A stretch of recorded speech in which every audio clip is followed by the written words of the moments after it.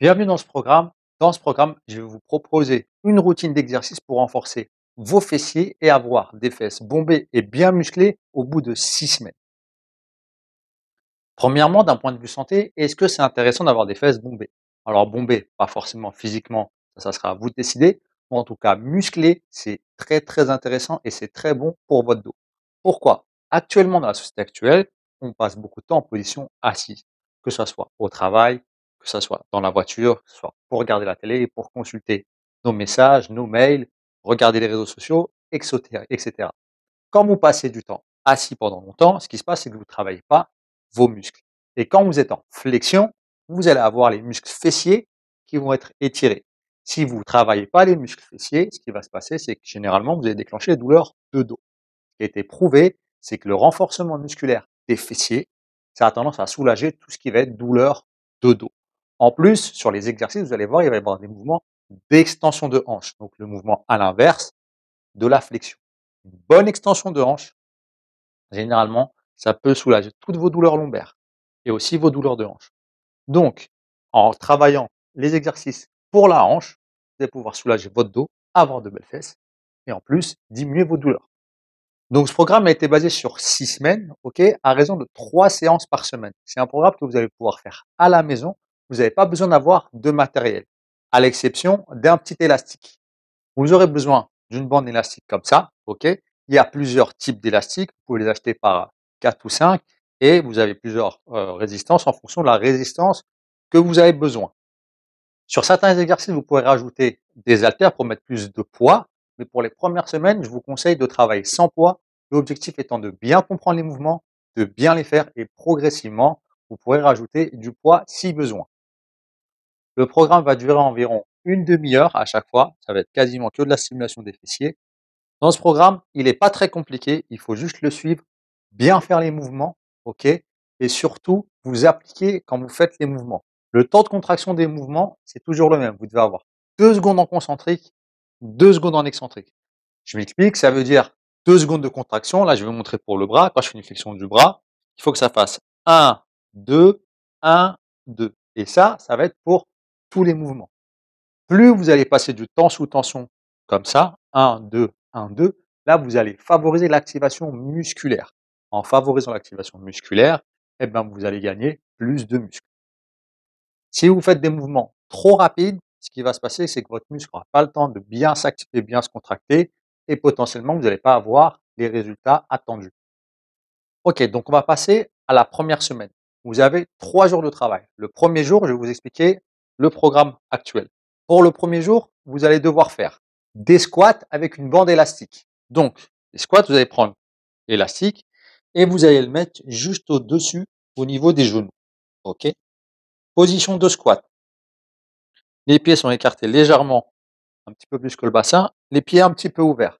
Et ce que vous allez faire, vous allez descendre, OK?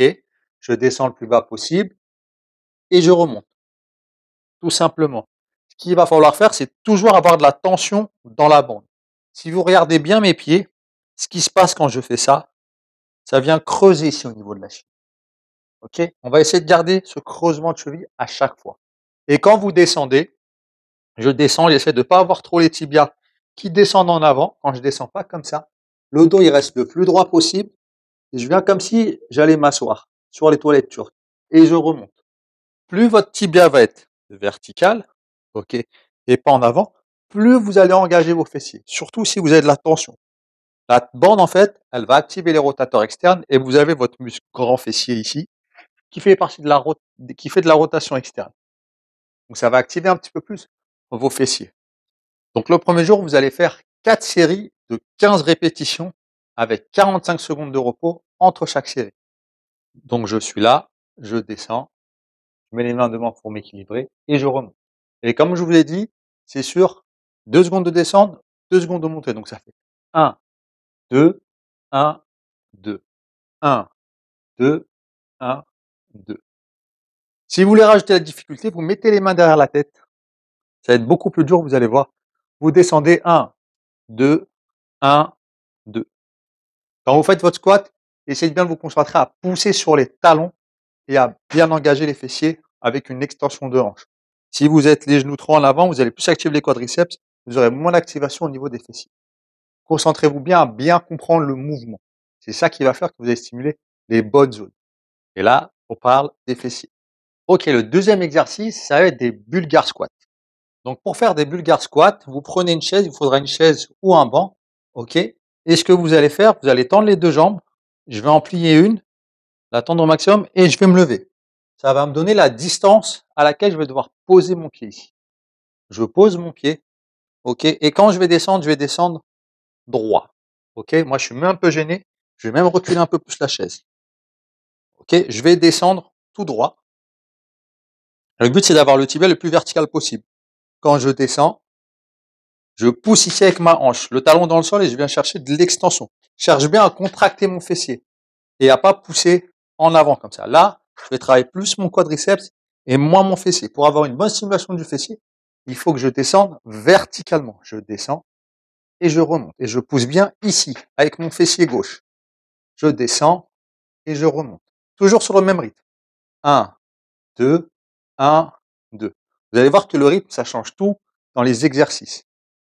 Pareil de l'autre côté. Et vous allez faire 4 séries de 12 répétitions par jambe, avec 45 secondes de repos entre chaque série. Pour les plus débutants, si vous avez vraiment du mal, vous n'arrivez pas à tenir l'équilibre, ce que vous allez pouvoir faire, c'est les faire comme ça.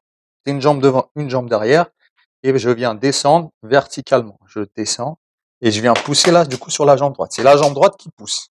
Le problème de cet exercice-là, vous allez avoir moins de poids, donc moins de sollicitation. L'avantage, c'est que vous allez avoir un petit peu plus d'équilibre. Pour ceux qui sont avancés, ce que vous pouvez faire, c'est rajouter la charge avec des haltères par exemple. Et pareil, je viens descendre. Je descends et je remonte. Attention, l'erreur qu'on voit souvent, c'est d'avoir de la flexion de hanche et du tronc. Si vous faites ça, vous n'allez pas avoir un bon engagement des fessiers. Et généralement, c'est plutôt avec le quadriceps que vous allez travailler. Donc, il faut bien rester droit. Je descends tout droit, ma colonne reste droite et je remonte. Ensuite, l'exercice suivant, ça va être un exercice de pont fessier. Il faudra vous mettre sur le dos avec un élastique qu'on va mettre autour des genoux. Donc ça va donner ça. Je viens me mettre allongé sur le dos. Je mets ça au niveau des genoux. OK. Prenez un élastique qui est relativement fort. Ce que je vais faire, c'est que je vais écarter, garder toujours cette tension au niveau de l'élastique, toujours écarté. Je lève le bassin et je descends. OK. Et il faut monter le plus haut possible. Et je redescends. Pour cet exercice, la contraction, ça va être 1, 2, je maintiens une seconde en haut et je redescends. OK. 1, 2. Pensez bien à contracter les fessiers au maximum, monter le bassin le plus haut possible. Généralement, les erreurs qu'on voit, c'est ça. Demi-amplitude. Amplitude complète. OK. Par contre, n'essayez pas de cambrer. Le bassin doit être en rétroversion. OK. Serrez bien les fesses. Serrez les abdos. OK. Et vous levez. 1, 2. 1, 2. 1, 2. 1, 2. OK. Contractez bien les fessiers. Il n'y a pas besoin d'aller vite, juste bien faire le mouvement. Donc pour l'exercice du pont de hanche, vous allez faire 4 séries de 20 répétitions avec 45 secondes de repos. L'exercice suivant, on va se faire de l'élévation sur le côté de la jambe. Il va falloir se mettre à 4 pattes. Vous pouvez faire avec ou sans élastique. OK. Là, ici, je me mets à 4 pattes. Je cambre pas le dos. Je reste en position neutre. Et je viens lever le genou sur le côté, tout simplement. Comme ça. Je lève et je descends. Je lève et je descends. La colonne ici, elle doit rester droite. OK? Il ne doit pas y avoir de compensation sur le côté comme ça. Si je me mets de dos, OK, quand je vous montre l'exercice, il ne doit pas y avoir ça. Me décaler. Ça doit rester droit ici. C'est que la jambe qui bouge. OK? Et il n'y a pas de compensation, tout le mouvement comme ça. Juste la jambe qui se lève sur le côté. 1, 2, 1, 2. À ce rythme-là. Et pareil après, de l'autre côté. 1, 2. Ce qui compte, ça va être la qualité de contraction et le fait que vous n'avez pas de compensation avec le haut du corps. Ça ne doit pas bouger, il n'y a que le genou qui se lève. Pour l'exercice des élévations latérales sur le côté, vous allez faire 4 séries de 20 répétitions. Ensuite, le dernier exercice, il va s'appeler les kickback glutes. C'est le terme que vous allez retrouver généralement en anglais. Pareil, il se fait à 4 pattes et là, on va travailler l'extension de hanche. Quand vous mettez comme ça, OK, pas besoin d'avoir un élastique.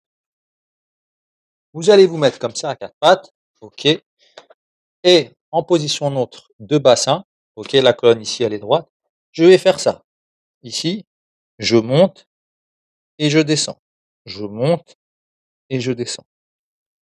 Quand je pousse, le talon, il faut qu'il soit je pousse vers le haut, le tibia le plus vertical possible, OK, et sans compensation des lombaires. Il ne doit pas avoir de mouvement trop de cambré ici, parce que quand vous faites ça, vous allez travailler plutôt vos muscles en bas des lombaires et pas travailler vos fessiers. Pourquoi je vous le fais travailler en position genou plié et pas genou tendu? Parce que quand vous êtes genou tendu, c'est certes plus lourd, il y a plus de bras de levier. Le problème, c'est que dans cette position-là, les ischio-jambiers, les muscles qui sont ici, ils vont se retrouver en position ce qu'on appelle moyenne, et du coup, vous allez généralement plus les recruter. Si on recrute plus les ischios, vous allez avoir moins de recrutement des fessiers. Donc, pour recruter le fessier, il faut mettre ce qu'on appelle l'ischio-jambier en insuffisance fonctionnelle active. Donc, il faut le raccourcir. Et là, je viens chercher en haut. 1, 2. 1, 2. Et ça va être le seul exercice où vous allez faire demi-amplitude. Parce que la demi-amplitude, là, vous allez devoir travailler en statique pour stabiliser. Et je monte. Pour cet exercice, vous allez faire 4 séries de 15 répétitions. Donc ensuite, on va passer au deuxième jour. Le deuxième jour, ça va être un autre circuit. Le but est de travailler les mêmes muscles avec les mouvements quasiment la même chose, mais sur un autre mode. Là, ça va être sous forme de circuit, donc vous allez enchaîner les exercices. OK, ils seront au nombre de 4. Et vous allez devoir faire 45 secondes par exercice et 15 secondes de repos entre chaque exercice. Donc vous allez faire 4 exercices, ça va vous faire un cycle. Vous allez avoir 1 minute de repos entre chaque cycle. Si vous comprenez bien, en fait, c'est que vous allez avoir un départ toutes les minutes par exercice. Le premier exercice, ça va être des jump squats. Donc les jump squats, qu'est-ce que c'est? Vous descendez comme en squat. OK, là, il n'y aura pas d'élastique sur les bandes. Mais quand vous faites le mouvement, vous imaginez la même chose. Toujours les genoux, vous les écartez quand je descends. Vous descendez et vous sautez. OK, vous pouvez sauter avec les mains en l'air. Là, je vais toucher le plafond ou sans les mains en l'air. Ce qu'il faut, c'est que vous sautiez le plus haut possible à chaque fois. Plus vous allez sauter haut, en pensant de sauter le plus haut possible, plus vous allez engager des muscles et contracter du coup, bien sûr les quadriceps, mais tous les muscles qui vont vous permettre de sauter, notamment les fessiers. Quand je saute, je redescends jusqu'en bas. Donc en dynamique, ça va donner ça. Je saute, je descends. Saute, je descends. Saute, je descends. J'essaye de sauter le plus haut possible à chaque fois. Donc vous allez faire ça pendant 45 secondes. Pas besoin d'aller très vite parce que vous allez voir 45 secondes, c'est long. Le but, c'est de tenir sur les 45 secondes. Au début, les premières séances, vous allez faire ça à un rythme doucement, relativement doucement, et petit à petit, vous essayez de plus en plus vite. Ça va être ça votre progression au fil des semaines, de faire ça de plus en plus vite. C'est pas parce que vous sautez plus rapidement que vous allez essayer de sauter moins haut. Je préfère que vous sautiez plus haut et que vous fassiez un petit moins de répétition que le contraire. L'exercice d'après, ça va être les mountain climbers. Pour ça, il va falloir se mettre au sol, OK, comme ça. Et le mouvement, ça va être ça. Je viens monter un genou, puis l'autre, OK, mais rapidement. Donc ça va donner ça. Quand vous faites ce mouvement-là, essayez de bien contracter, qu'il n'y ait pas de mouvement parasite, que le bassin ne bouge pas, que les épaules ne bougent pas. C'est vraiment que les genoux, comme si vous essayez de ramener vos genoux à la poitrine. Le mouvement, c'est ça. OK? Et si vous voyez, je ne bouge pas comme ça dans tous les sens.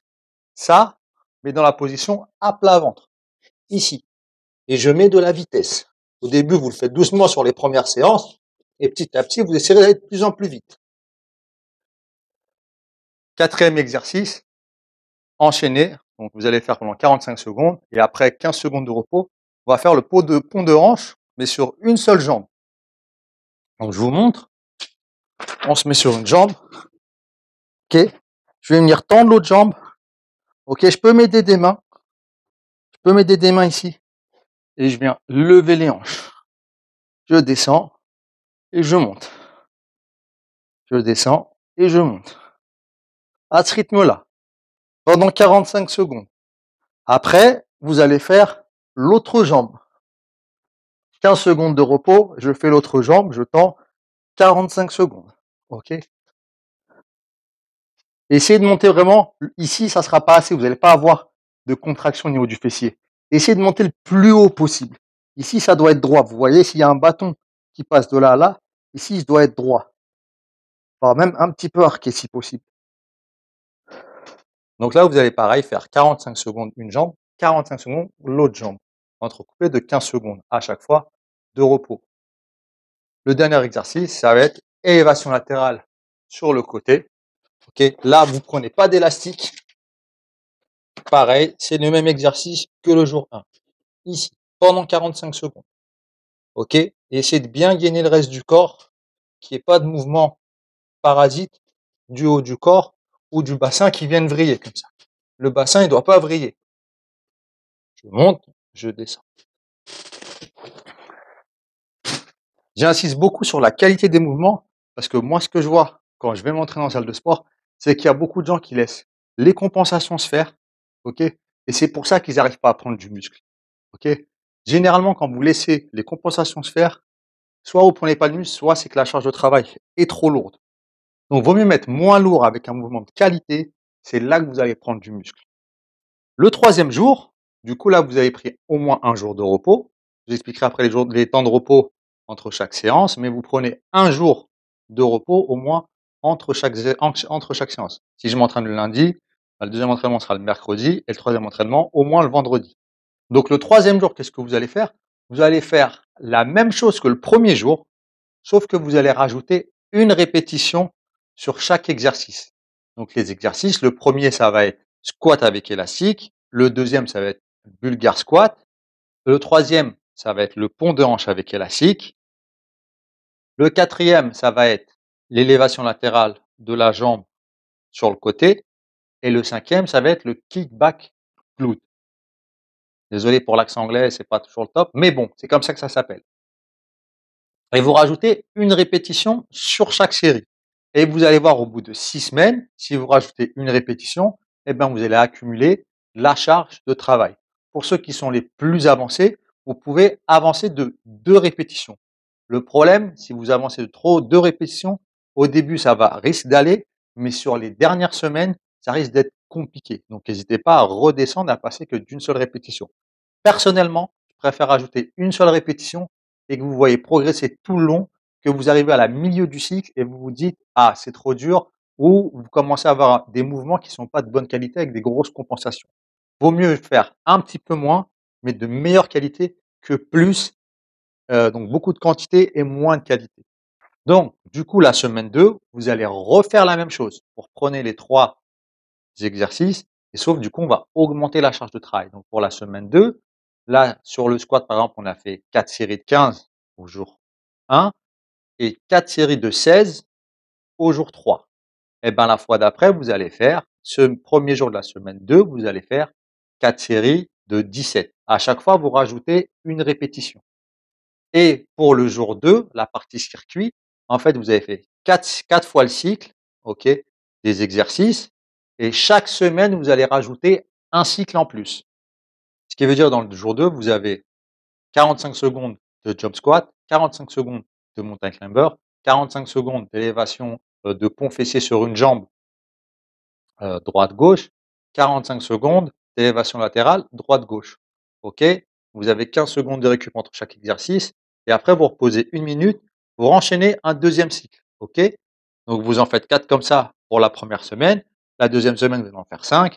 La troisième semaine, vous allez en faire 6, et cetera, jusqu'à la fin des 6 semaines. Du coup, à la fin de la séance, ce que vous pouvez pouvoir faire, c'est des étirements contractés relâchés. Je vais vous montrer les principaux que vous allez pouvoir faire. Donc, ça va être du coup étirer les fessiers. Il va y avoir le grand fessier et les pelvites trochanteriens, notamment le piriforme. Pour ça, vous vous mettez allongé sur le dos, OK, une jambe tendue. Je viens tirer à fond au maximum. Chez certaines personnes, ça va tirer ici, OK. Je viens pousser, je relâche et je viens étirer. Contracter, relâcher en fin d'amplitude. Je fais ça 2-3 fois, je pousse, je relâche, je gagne au maximum et je maintiens entre 30 secondes et 1 minute, juste pour relâcher un peu la tension. Ça, c'est le premier pour le grand fessier en général. Sinon, vous pouvez le faire comme ça, ici. OK, je mets un peu de face par rapport à vous. Ici et je viens tirer ici et regarder de l'autre côté, voire même passer le coude. Ça, en plus, ça va vous déverrouiller les lombaires, vu qu'il y a un travail de rotation. Je pousse ici pour étirer toute la partie du grand fessier ici. Je viens pousser là, OK. Je pousse avec mon genou ici, l'autre main elle résiste. Là, ça contracte ici, je relâche et je viens étirer un peu plus. OK et je tourne la tête derrière. Je pousse, je relâche, je viens étirer un peu plus. OK, pareil, 3-4 fois. Sur la fin, je maintiens 1 minute l'étirement et je fais l'autre côté. La phase d'étirement, elle va pas être obligatoire pour tout le monde, mais il y a des gens qui vont se sentir mieux en s'étirant et d'autres pas du tout. Si vous voulez faire le test, vous essayez qu'un côté, OK et vous voyez le lendemain sur la séance d'après, est-ce que vous êtes mieux ou pas?